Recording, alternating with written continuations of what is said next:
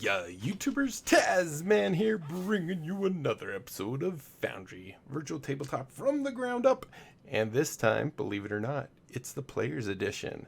So we've been kind of working up to this point, and through the GM side of things, we've been preparing a table and getting everything set up so that we could actually have a player join and do a quick combat or play a campaign or an adventure or a one-shot or whatever. And we're going to attempt to do that today. Now, I'm not 100% sure how well this is going to go, just because I'm still controlling two different things, and that always slows things down. But, you know, when you are being the player, it'll probably go a lot smoother than it will in this video. So just keep that in mind. Also, I'm not 100% sure if we're going to experience much lag, as I have the server up and the client up, and I'm using recording software to record it all at the same time. That might also result in some kind of lag or something like that. So definitely keep that in mind. So to connect to my table, I'm just on the VM, and I need to connect to its IP address, which is right here.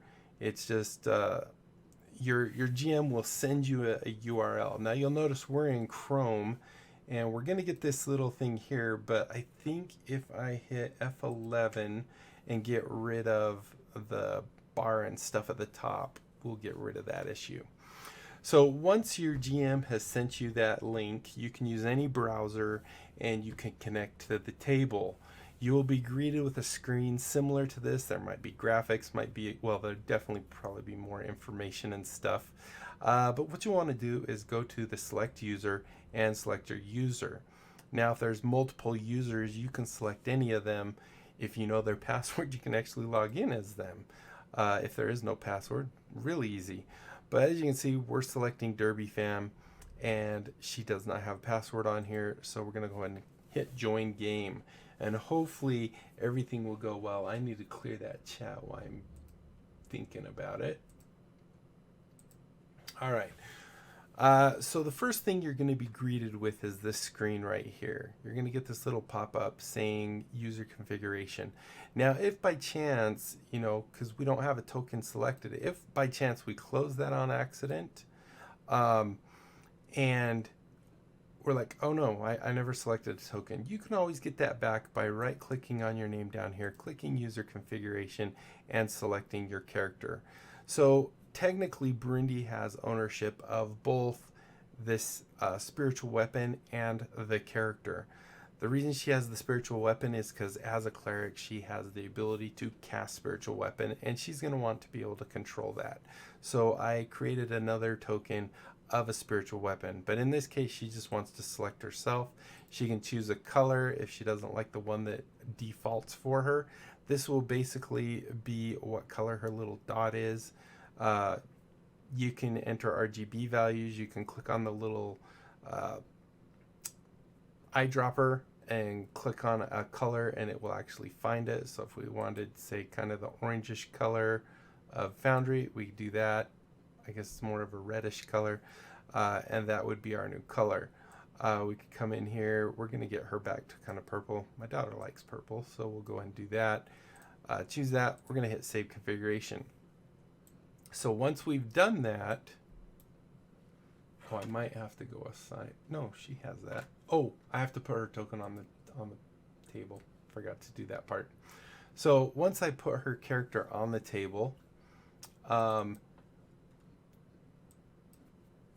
she will now be able to see. And what I want to do is we're just going to kind of start.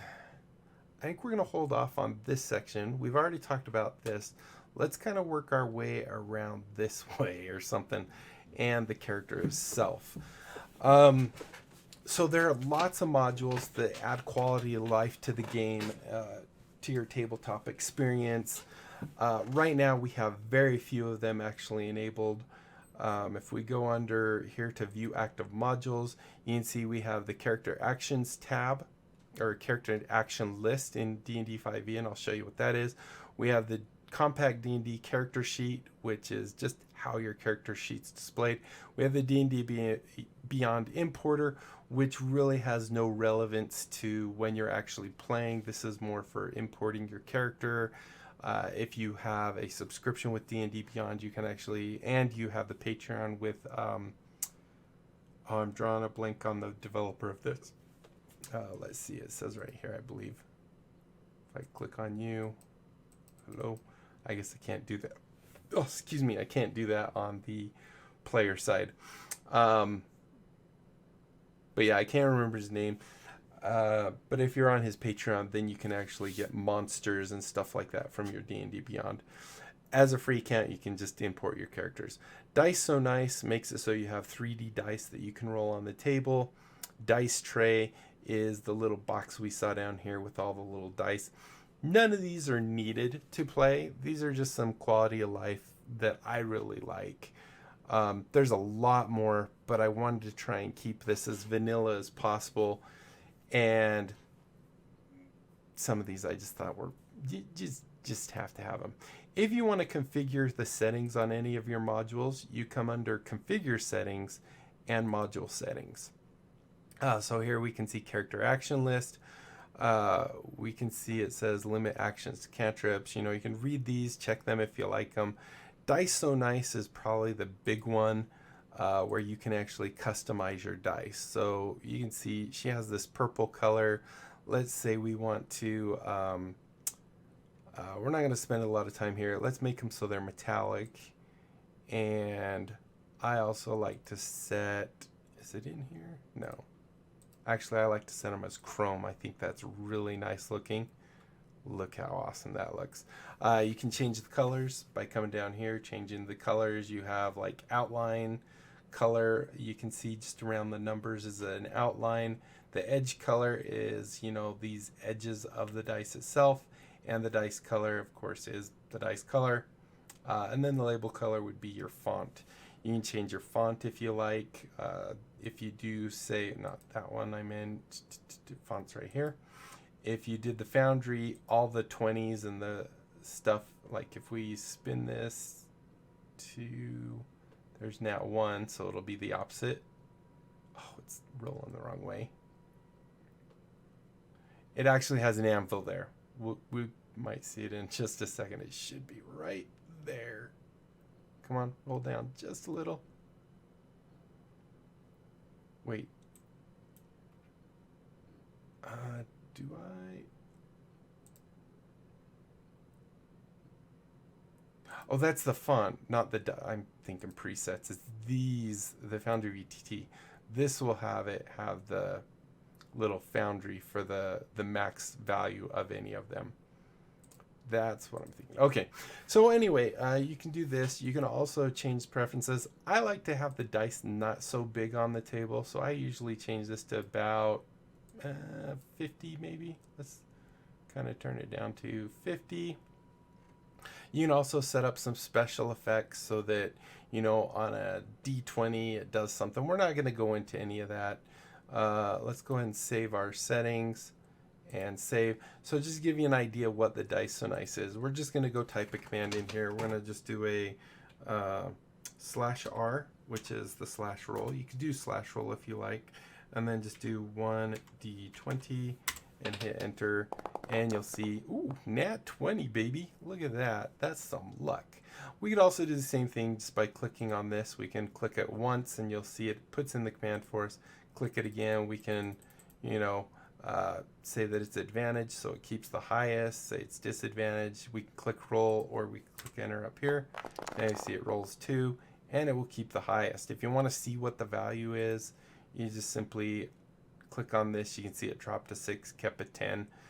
We didn't have any modifiers on that or anything, so that's basically your dice tray and the modules. Let's just talk a little bit about these guys up here.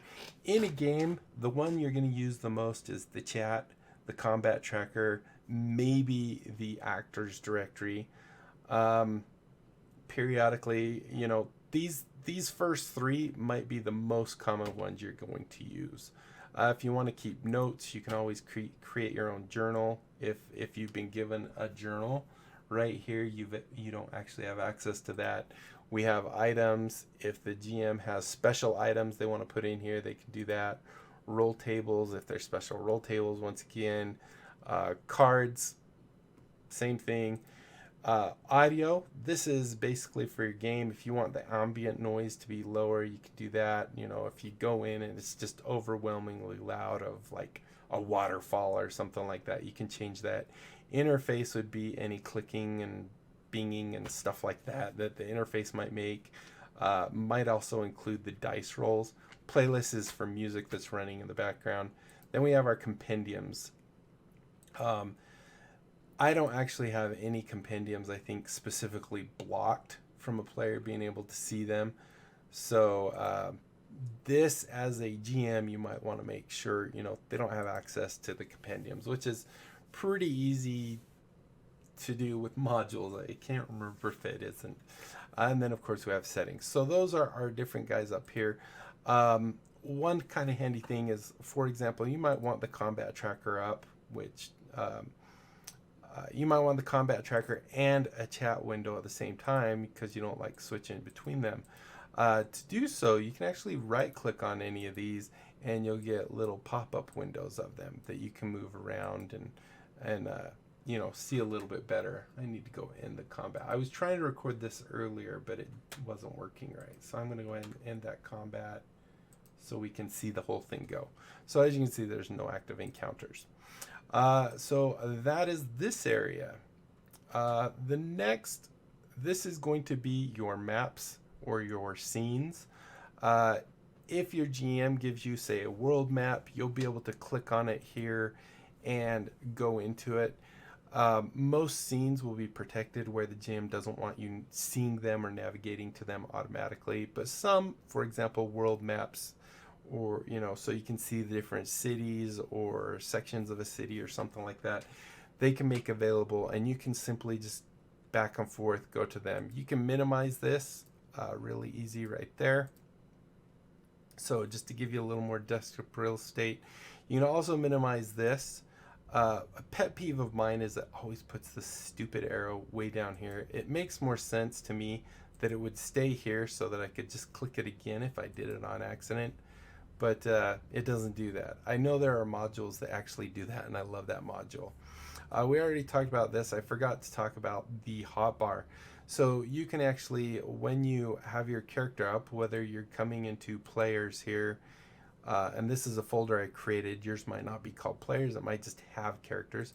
But if we double click it, or actually we can single click this, we can actually pull up our character. If we wanted to hot link some of these things, let's say we wanted a hot link an unarmed strike, we just drag that down there, and now we can actually just click this and it will do our unarmed strike. We can right click on it. I'm gonna have to close this so we can see all the options here. We can then remove it if we want. These are all considered macros.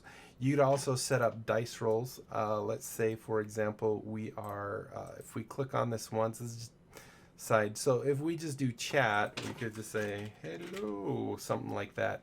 Hit save. And now anytime we hit that, we're just going to say hello, hello, hello, hello. You'll notice it also pops up above our character. If we set it as a script, then we can use JavaScript or macro. Actually, no, we can use JavaScript to do different things because everything in this is macro. JavaScript, sorry.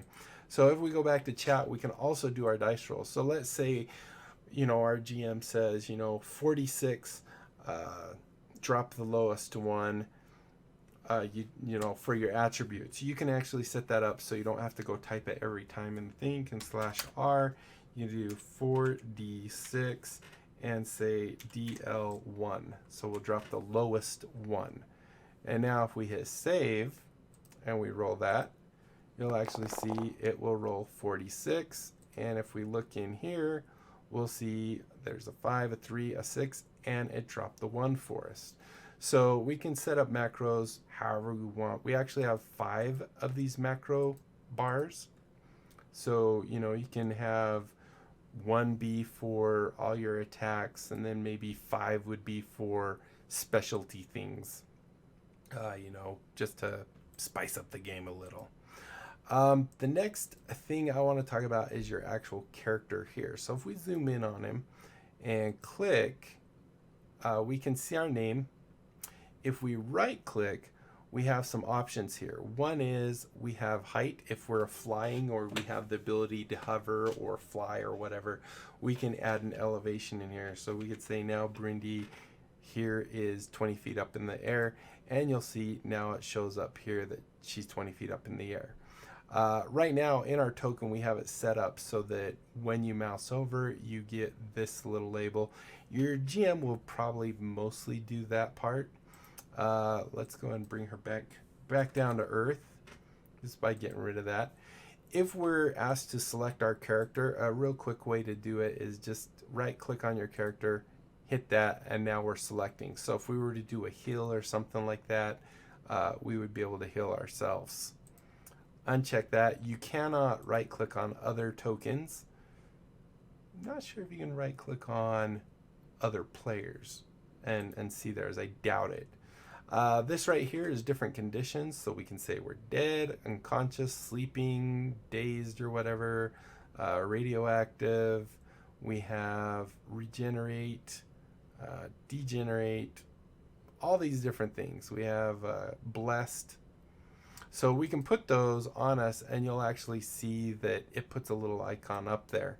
And the game with some of them is smart enough to actually know, if I am grappled or restrained, I might have like disadvantage on attacks. And I'm pretty sure it knows just on default that it knows the different things. Not 100% sure. I guess we could try. Let's leave us blind and let's try and do an attack, because that will be a good example. This one right here, as we talked about the combat tracker, right now there's nothing in the combat tracker, but if we click on this, it will add us to the combat tracker, but there is no active encounter. So if we do that, it will say, hey, there's no active encounter. So if we double click on this, we do the same thing as if we single clicked on this guy right here. We pull up our character sheet. So because we're blind, I'm curious if it's a module that does this. So to do an attack, for example, unarmed strike, we just click on the dice once. You'll probably have more real estate. I have my screen scrunched down so you can see better. But once you click on that, you'll see in the chat it says unarmed strike, attack, and damage. If we click on attack, we have the option of doing advantage, disadvantage, or normal. This is where I think it must be a module that will automatically roll disadvantage, because I think this would override it. Now, another thing I forgot to mention, right here and right here, we have some options. We can make it a public role, meaning everyone can see it. We can click on that. We can do a private GM role, which means the roller and the GM can see it, and that's it. We can do a blind GM role, which means only the GM gets to see it. And we have self roll, which means only we get to see it. Even the GM doesn't get to see what we roll. So we're just going to do a public roll. I'm curious to see if this is going to do it even if I say normal. I don't think it is. I don't think it's going to roll 2 dice and do disadvantage. I think that's a module that usually does that. And there we go. So because normally you would have disadvantage on attack, if we click on that again, we can simulate that by saying I have disadvantage. You also might have a situational bonus that the GM gives you. So for example, here it's rolling 1d20 plus 2, which would be our strength modifier, plus 2, which would be our proficiency bonus, and then any other bonuses or buffs or debuffs, I guess you could call them. So if the GM says, well, you are blind, swinging, and it's dark or something, I'm going to give you an additional -2. So now if we roll disadvantage, Not only do we get the 5 here, if we click on this, we can see we rolled a 5 and a 16, we get a 7. So you'll see that it did the 5 plus 2 plus 2 minus 2. So basically one of those just canceled out, so 6, 7. So that's how you do that. In your character sheet, let's just really quick peruse over it. Obviously you have your name, you have short rest, long rest. One thing I wanted to point out, this is both when you right click, because you have your health here and your health up here. If we do a minus and a number, say 10, it will actually subtract health from us. We close this out and then close this, you'll actually see we took a hit, right? If I do a plus here, you'll see we got healed. And if you do it right here, you'll actually see it do it in the screen. So you'll actually see it pop up. If it's done in the character sheet, you don't see that. So if we do, I'm pretty sure you don't anyway, minus 20. Yeah, as you can see, it just did it. It didn't actually show you that you took that hit. And then it's always important to do the plus or minus. And the reason is because if I don't do that, it will just set it that value. So for example, we have plus 20. If I come into my character and say, oh, I take 10, and I just say 10, it actually thinks that is my new HP value. So you definitely want to make sure if you're getting healed, you want to do plus. If you're taking damage, you want to do minus. Now sometimes your GM might actually do this for you, and there is an kind of automated way of doing this as well, I believe. We're gonna play with all this stuff. We're at 21 minutes. I think I want to just talk about a couple more things, and then I think we'll call it good for this episode. We'll go ahead and do another episode where we're actually doing some combat and moving and all that fun stuff. Really quick, speaking of moving, to move you can use the mouse. So I can, game is paused. I can click on my character and move them like so. Really easy. Let's go ahead and remove the blind too while we're at it. There we go. So now she's not blind anymore. We can also use the WASD keys. So W up, S is down, D is right, A is left. If you look at your token, you'll actually notice it's facing a direction. Facing is a real thing in this. If I hold Shift and A, it will move, it'll look to the right. If I do W, so the WASD keys. I can also hold Shift and roll the mouse wheel, and it'll do quarter turns. If I hold Control and do the mouse wheel, it'll do much smaller increments, like maybe 5 or 10. So we can actually kind of aim our guy however we want. So that's our basic movement. There's some advanced things we can also do, which we'll be talking about in just a second. But first, we're going to talk about our things down here. So this first one is our token controls. The first one we have here is our select tool. So if we have multiple tokens, we drag this marquee around them and it'll select all of them, or we can just simply click on our token. Right now we have one token, so we can't even unselect it. If, for example, let's say she casts her spiritual weapon, so I'm going to put the spiritual weapon out here, and now we'll see that now we can select between the two. We can also select the two, and then if we use those WASD keys, they'll move together. If I select one by clicking out here, if you want to deselect, just do a small selection box over nothing. So now we can do that, and now we're back to one or this one. Let's see, what else did I want to say? Oh, and then the target. So this is Brindy here. So if you want to target something, you want to click on this and then click on what you're going to target.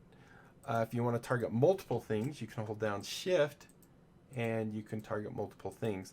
Another way of targeting, because targeting gets a little tricky, because if I say target this because I want to attack it or something, and then I double click my character to open my character sheet, you'll notice that the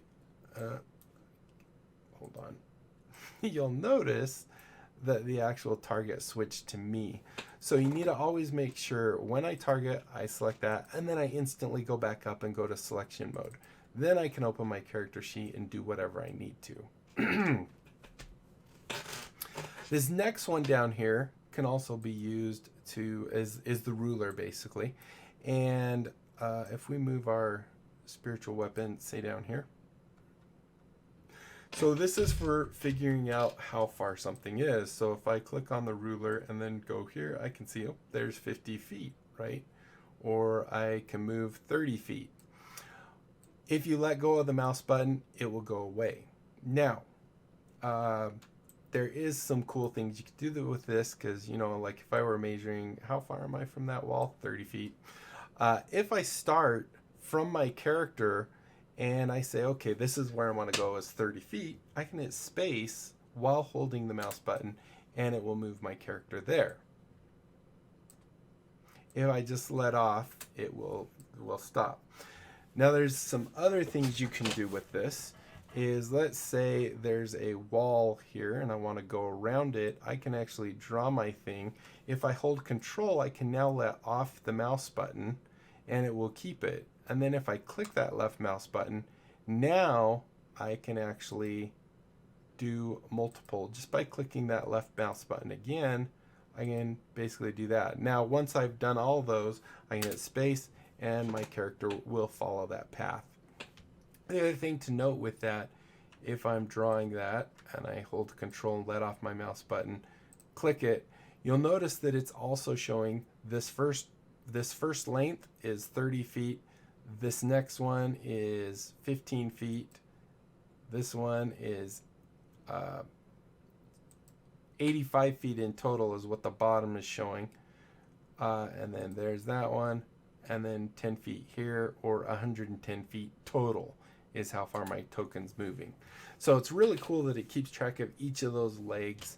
And trying to remember, I don't think you can undo any of those. So if we draw one and then we click like here and then here, but then we go to here and we're like, never mind.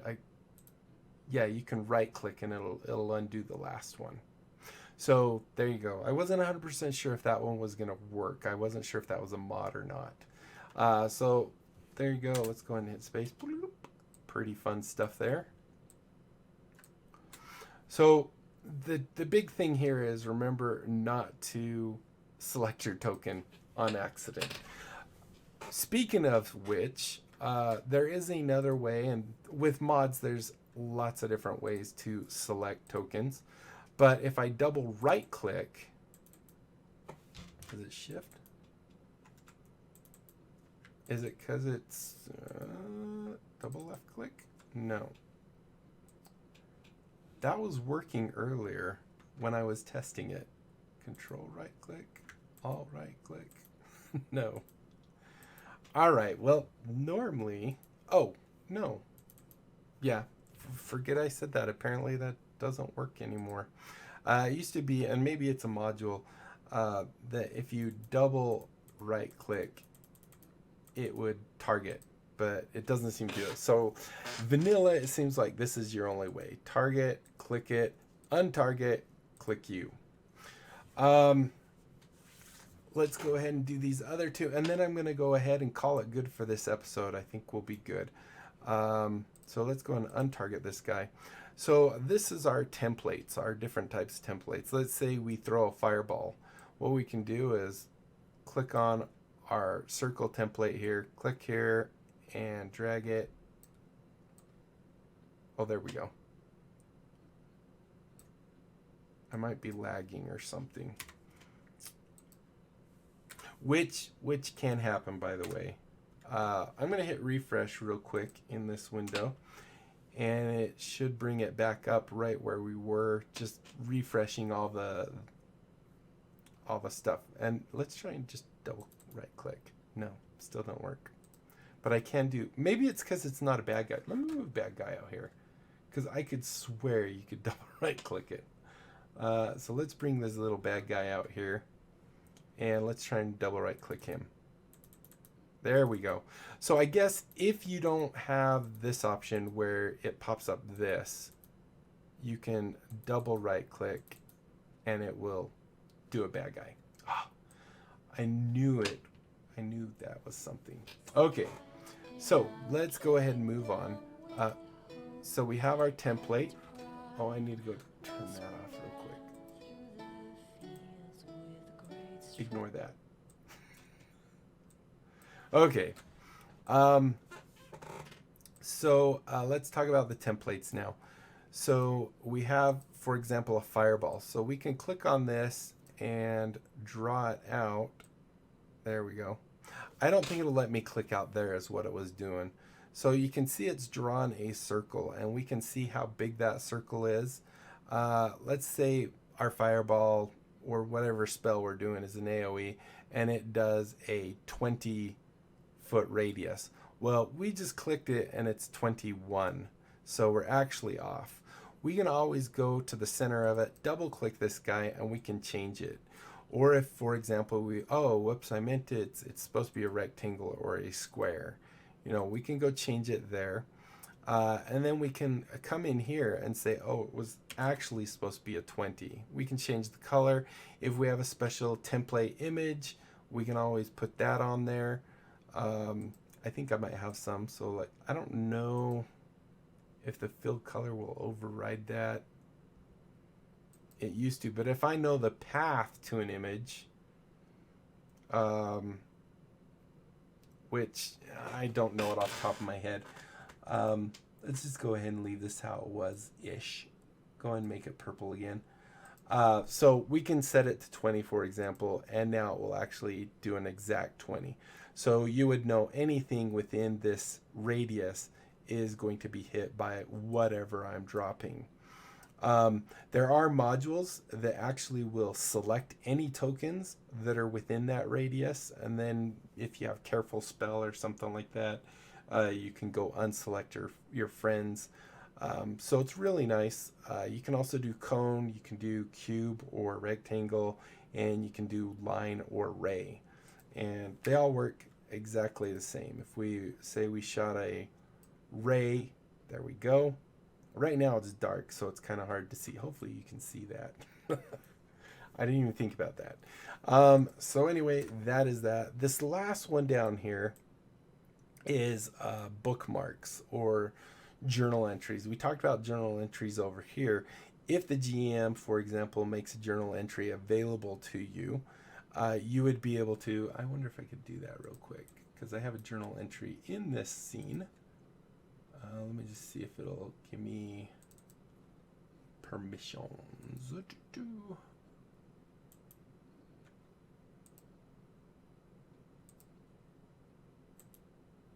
I don't think it will there. Let me see if I drag a new one on there just to give you the example. So if I do this, and is there permissions in here?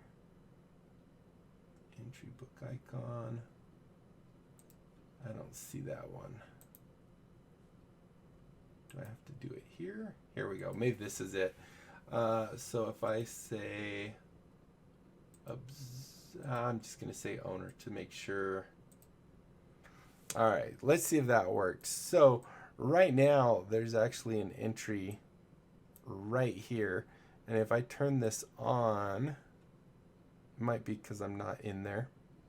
Let me move it outside. There we go. Now you can actually see there's a journal entry, and I can double click that and it will tell me Elsong Tavern. If there's an image to it, there can be an image right there. If I don't want that to show, like if I have that pin selected, I can see that always. If I have the pin unselected, I only see this when I'm in journal mode. In other words, I can have it go away. So that is basically the journal entry. Oh, I'm trying to move that journal from the players. I'm looking at the GM, but I'm trying to move with the player. So anyway, I think that kind of covers everything. We're at 35-ish minutes. So I think we're going to call it good here. In the next episode, which will be really soon here, which will be, I think, next week, we're going to go ahead and talk about combat and kind of just walk through a real quick combat scenario kind of thing and show you just some of the other things that you can do with Foundry as the player. So thank you guys so much for watching. Hopefully you enjoyed. If you did, be sure to leave a thumbs up down below. Aside from that, comment, like, subscribe, follow me on Twitter, check out my Discord and my other channels, and don't forget to tell other people about my channel. Come check it out. If they like what they see, they can sub. We can grow the channel. It'll be awesome. And that is it, my friends. Until next time, I'll be seeing you later. Bye.